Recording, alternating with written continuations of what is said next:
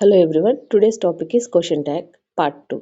Already we discussed part 1, this is the part 2. Let's see auxiliary verbs rule. If the statement already has an auxiliary verb, use the same auxiliary in the tag. So those auxiliary verbs are be forms, have forms, do forms and modal verbs. See the example. She is a teacher, isn't she? You can swim, can't you?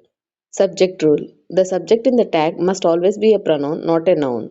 See the example. Ramesh is clever, isn't he? Ramesh is noun, it is in the place of subject, so it changes into pronoun that is he.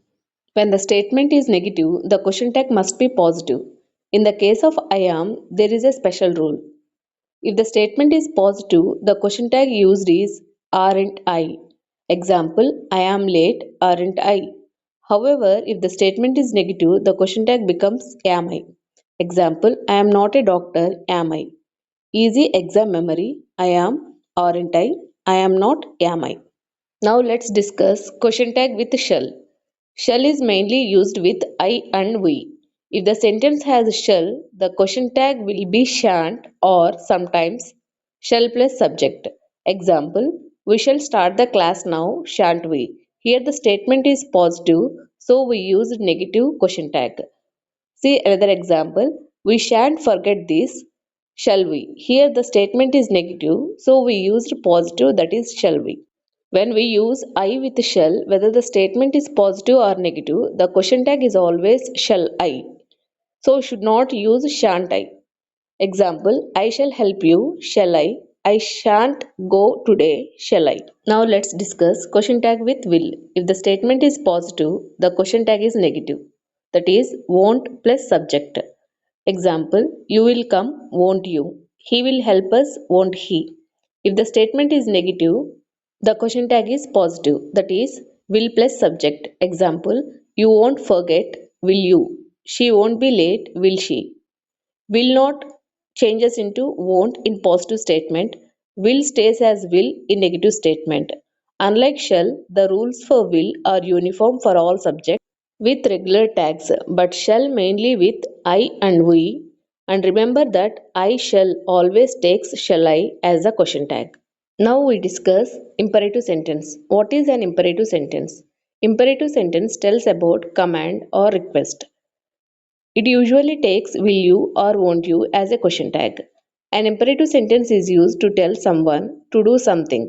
It can be a command, request, advice, instruction, or invitation. And the subject is usually you, but it is not spoken. When we add a question tag to an imperative sentence, the tag depends on how we speak, polite or friendly. For orders or instructions, we usually use will you. For example, close the door, will you. For polite request, we use will you, would you, or could you. Example, please help me, would you. For friendly request or invitations, we use won't you. For example, sit down, won't you. For negative imperatives, starting with don't, we still use a positive tag. Example, don't be late, will you. A very important rule is that sentences starting with let's always take shall we. Example, let's go home, shall we. What are special subjects? Special subjects that do not repeat in the tag, instead, they change into fixed pronouns. An indefinite pronoun is a pronoun that refers to a person or thing in a general or non specific way, not to a particular individual or object.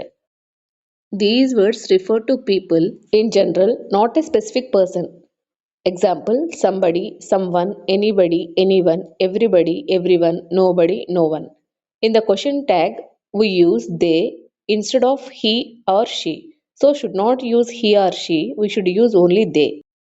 Example, everybody likes tea, don't they? Somebody knows the answer, don't they? Let's see clearly about this. The subject everybody looks singular, but it refers to all people in general.